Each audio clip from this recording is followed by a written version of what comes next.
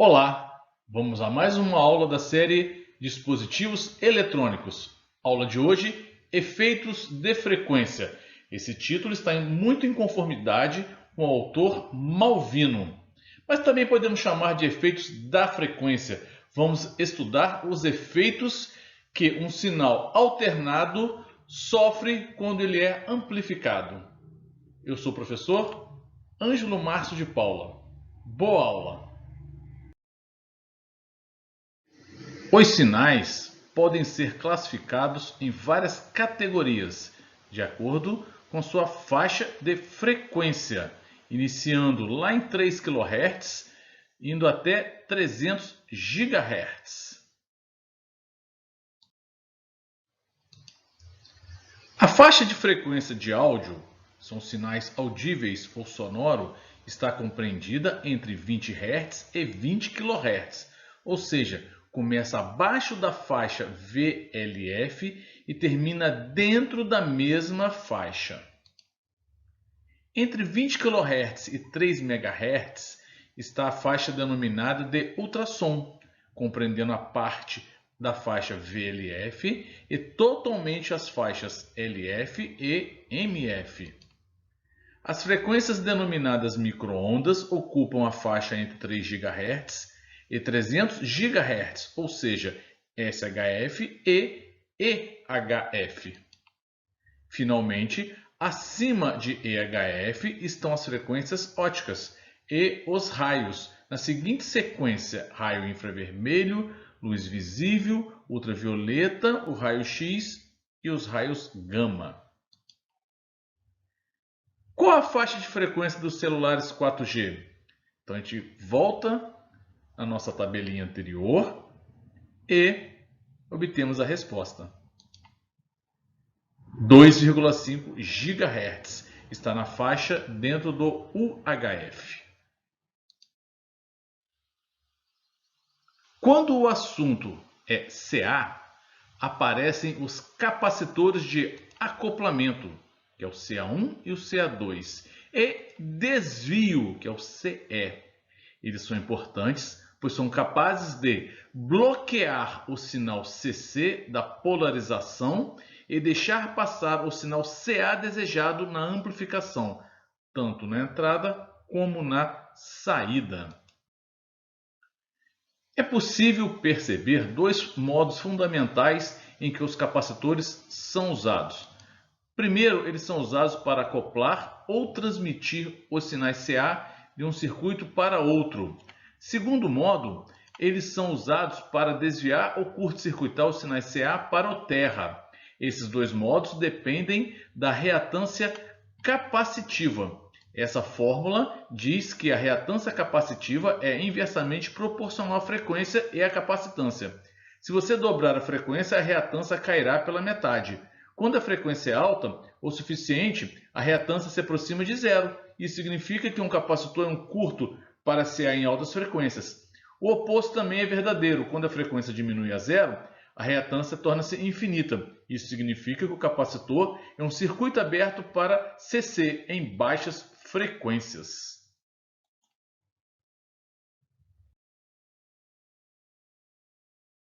Os modelos teóricos para análise dos circuitos amplificadores admitem que todos os capacitores ficam abertos em baixas frequências e em curto-circuito em altas frequências. Com os capacitores abertos, obtém-se o circuito equivalente CC. E com eles curto-circuitados, obtém-se o circuito equivalente CA, que contém apenas resistências. Em outras palavras, restringimos a análise à banda de frequência na qual aparece apenas resistência no circuito equivalente CA.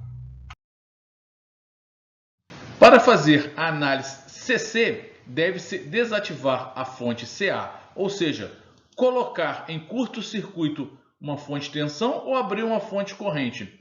Também deve-se substituir cada capacitor por um ponto em aberto. Dessa forma, o circuito equivalente será como apresentado. Para análise CA, ou seja, obter o circuito equivalente CA, deve-se desativar a fonte CC, substituindo-a por um curto-circuito. Os capacitores de acoplamento e de desvio também devem ser substituídos por um equivalente curto-circuitado. Assim, nasce o circuito equivalente CA. Essa é a resposta de frequência típica de um amplificador e suas variáveis.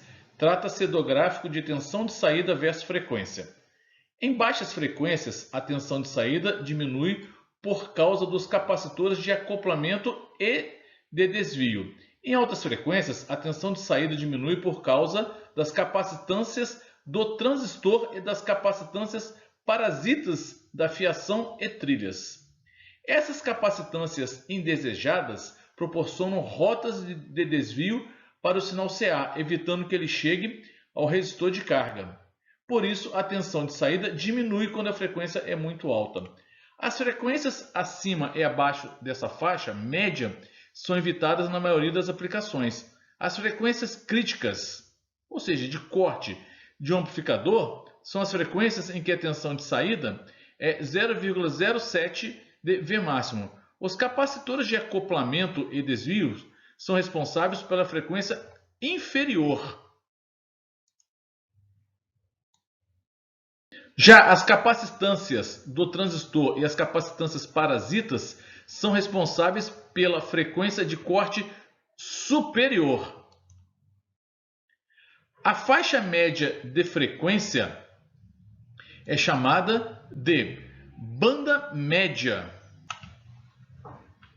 Essa é a faixa onde a saída do amplificador é máxima. Ainda na figura, a banda média é a banda de frequência entre 10 frequências de corte inferior e 0,1 da frequência de corte superior. Nessa faixa, o amplificador produz a máxima tensão de saída.